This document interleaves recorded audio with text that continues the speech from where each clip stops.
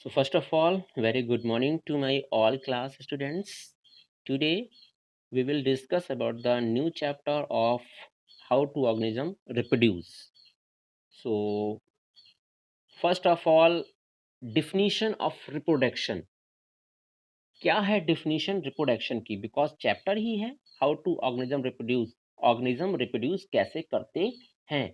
तो first of all we understand what is a reproduction. So reproduction is the process by which living organism produce new individual of the same species. यहाँ पर देखिए दो चीजें बहुत important है कि ऑर्गेनिज्म में सेम अपनी ही स्पीसीज के इंडिविजुअल प्रोड्यूस करने की, प्रोड्यूस का मतलब होता है बनाने की कैपेसिटी को रिप्रोडक्शन बोलते हैं।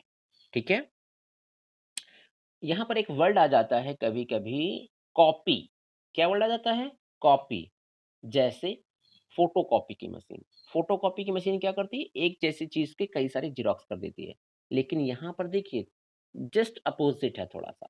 फोटोकॉपी की मशीन फोटोकॉपी नहीं बनाती है। आप समझ रहे हो ना? फोटोकॉपी की मशीन फोटोकॉपी की मशीन नहीं बनाती है। समझ में आ रहा है ना? अगर फोटोकॉपी की मशीन एक दूसरी फोटोकॉपी की मशीन बना देती, तब हम कहते इट इज अ रिप्रोड्यूस। वो क्या कर रही है? रिप्रोड्यूस कर रही है, रिप्रोडक्शन कर रही है। बट फोटोकॉपी की मशीन जो ऑब्जेक्ट होता है उसको कॉपी करती है, तो वो रिप्रोड्यूस नहीं कर रही है, वो मल्टीपल्स कर रही है। वो क्या कर रही है? मल्टीपल्स कर रही है। तो रिप्रोडक्शन की प्रोसेस में जो सबसे इंपॉर्टेंट पॉइंट है वो ये है कि reproduction is the capacity to produce of same species individual. Same अपने जैसा प्रोड्यूस करने की कैपेसिटी को रिप्रोडक्शन करते हैं। That is the perfect definition of reproduction. Clear हो गया? Reproduction is necessary for the survival and increase the population of species. Reproduction क्या है? बहुत ही नेसेसरी प्रोसेस है। किस चीज के लिए? पॉपुलेशंस के लिए और अपने एग्जिस्टेंस के लिए। किसके लिए? एग्जिस्टेंस के लिए। Because all living organism have to a life span. सारे ऑर्गेनिजम्स के अंदर क्या होता है? एक लाइफ स्पैन होता है कि वो क्या हो जाते हैं? कुछ ना कुछ टाइम पर खत्म हो जाते हैं। ठीक है ना? अगर रिप्रोडक्शन की प्रोसेस नहीं होगी तो ऑर्गेनिजम्स क्या होंगे? एग्जिस्ट नहीं करेंगे, सर्वाइव नहीं कर पाएंगे। फिर वो क्या हो जाएंगे? एग्जिस्ट मीन्स क्या कहते हैं? एक्सटेंट हो जाएंगे, मीन्स विलुप्त हो जाएंगे। तो रिप्रोडक्शन ही एक ऐसी प्रोसेस है जो ऑर्गेनिज्म की स्पीसीज को एक्सटेंट करने में, मीन्स वहां पर बनाए रखने में मेजर रोल प्ले करती है। ठीक है, तो ये बहुत ही इंपॉर्टेंट प्रोसेस होती है। दूसरी चीज कि if organism do not reproduce their population decrease and species will be extinct. अगर ऑर्गेनिज्म रिप्रोड्यूस नहीं करेगा तो वो क्या हो जाएगी? उसकी पॉपुलेशन डिक्रीज हो जाएगी और एक्सटिंक्ट हो जाएगी, मीन्स खत्म हो जाएगी। तो ये पॉइंट्स आपको सभी लोगों को क्लियर हो गया होगा आई थिंक। हाँ, यहाँ पर कुछ पॉइंट्स और हम बताना चाहते हैं कि life span. What is the life span? Life span is the duration of organism birth to natural death. Natural death, यहाँ पर वर्डिंग बहुत इंपॉर्टेंट है। लाइफ स्पैन होता है बर्थ से लेकर के नेचुरल डेथ तक। नेचुरल डेथ का मतलब, नेचुरल डेथ का मतलब उसको कोई डिसीज ना हो, उसका कोई एक्सीडेंट ना हुआ हो, उसने सुसाइड नहीं किया हो। नेचुरली जब वो ओल्ड हो गया हो और उसकी मेटाबॉलिक एक्टिविटी इन डिक्रीज हो गई हो, फिर उनकी जो डेथ होती है उसको बोलते हैं लाइफ स्पैन। तो यहाँ पर क्या होता है? कुछ ऑर्गेनिज्म है जिसको हम इमॉर्टल कहते हैं। क्या बोलते हैं? इमॉर्टल। इमॉर्टल का मतलब अमर। क्या कहते हैं? अमर कहते हैं। कैसे? कुछ ऑर्गेनिज्म होते हैं जो अमर होते हैं। अब आप बोलते होगे कि ये कैसे पॉसिबल है? कौन ऑर्गेनिज्म अमर हो सकते हैं? तो हमारे लिविंग वर्ल्ड में कुछ ऑर्गेनिज्म हैं जो अमर हैं, जैसे कि जेलीफिश, जैसे कि जेलीफिश, जैसे कि अमीबा। ये ऑर्गेनिज्म क्यों अमर हैं? तो एग्जैक्टली देखा जाए ना, ये अमर नहीं है बेटा, इमॉर्टल नहीं है। अमर होने को इमॉर्टल बोलते हैं। ये अमर नहीं है। ये क्या करते हैं, इनमें एक प्रोसेस पाई जाती है जिसको हम बोलते हैं रीजनरेशन। क्या बोलते हैं? रीजनरेशन। रीजनरेशंस के थ्रू जब ये ओल्ड हो जाते हैं तो अपनी मेटामॉर्फोसिस कर लेते हैं। क्या कर लेते हैं? मेटामॉर्फोसिस कर लेते हैं। मीन्स अपने आप को रीजनरेट कर लेते हैं। भैया ये बुढ़े हुए मीन्स ओल्ड हुए, इसके बाद ये फिर रीजनरेट होकर के एकदम न्यू यंग वन बन जाते हैं। क्या बन जाते हैं?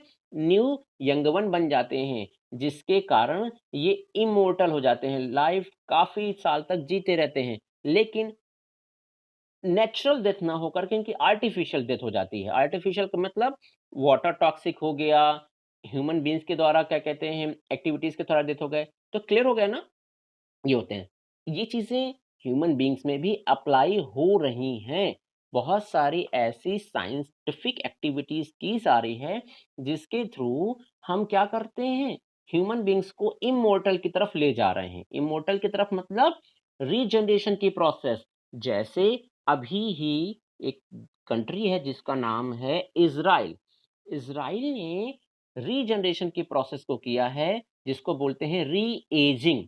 क्या किया है? री-एजिंग। इस एक्सपेरिमेंट के थ्रू उसने क्या किया है कि अ, अबव टू 60 इयर्स पीपल्स को 30 ईयर का बना दिया। तो ये थोड़ा-सा इन्होंने लाइफ स्पैन इंक्रीज़ की है, बट इमॉर्टल कंप्लीटली नहीं हो सकता है, ठीक है?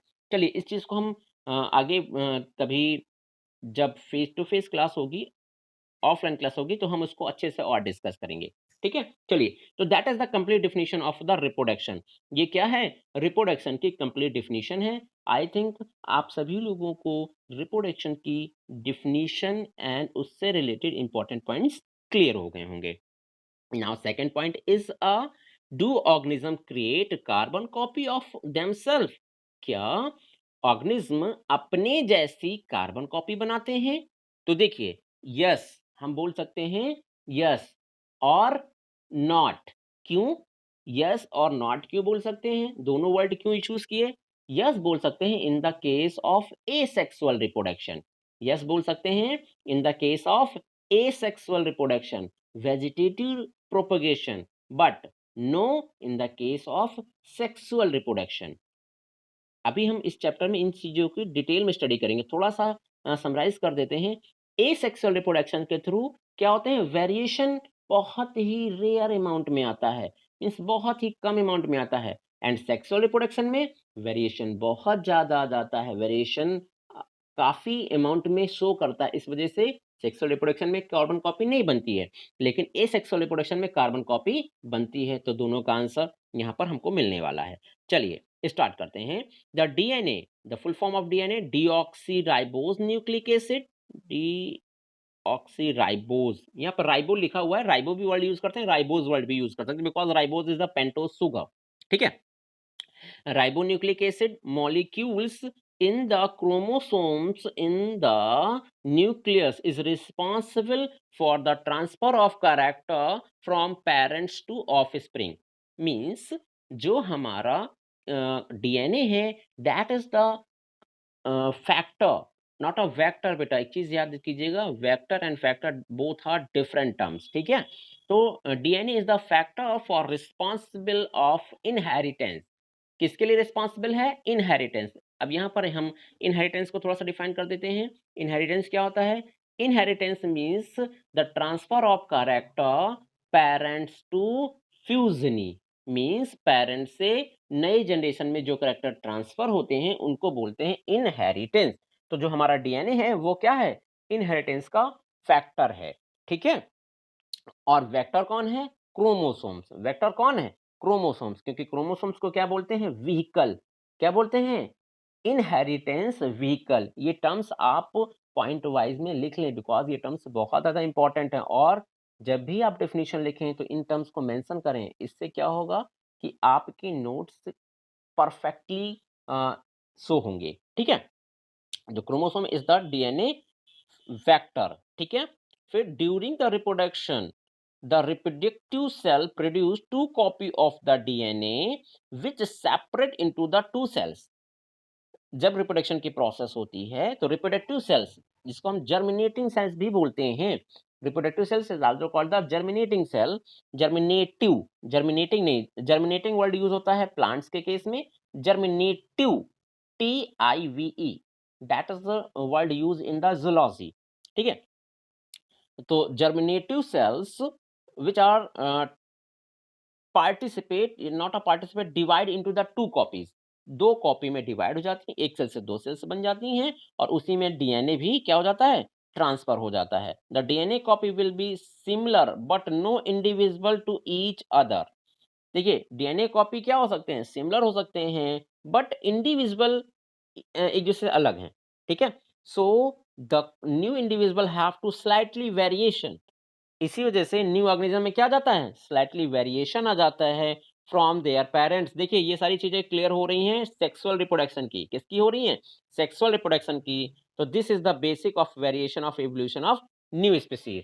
इसी कारण हमारा इवोल्यूशन होता है. इवोल्यूशन का मतलब क्या है कि लॉन्ग टर्म वेरिएशन, काफी लंबे समय का जो वेरिएशन है वो एक न्यू स्पीसीज का फाइंड अप कर देता है, जिसको हम बोलते हैं एवोल्यूशन. क्या बोलते हैं, एवोल्यूशन बोलते हैं. ठीक है, तो ये देखिए ये पॉइंट्स क्लियर हुआ.